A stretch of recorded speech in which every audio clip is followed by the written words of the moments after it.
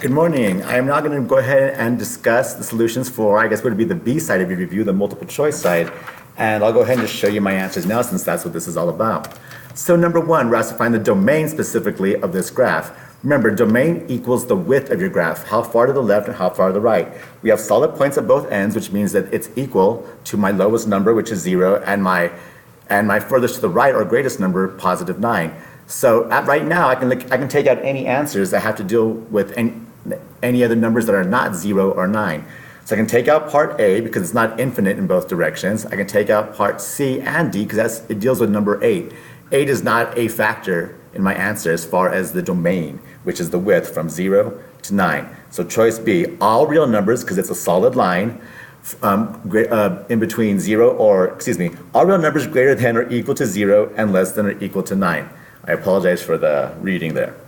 All right, number 2. This one I thought was going to be a calculator problem, which it could be. You could graph this line and then graph all 4 answer choices to figure out which one would give you a parallel line.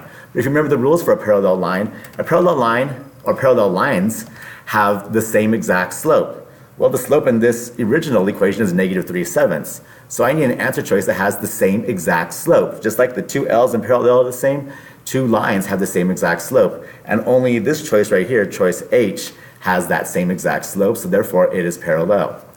And number 3, which of the following best describes causation? Causation means that one directly affects the other one. So we have as temperature gets warmer, more students pass the math test. We know that's false. There's no correlation there. Eating bread has higher death rates.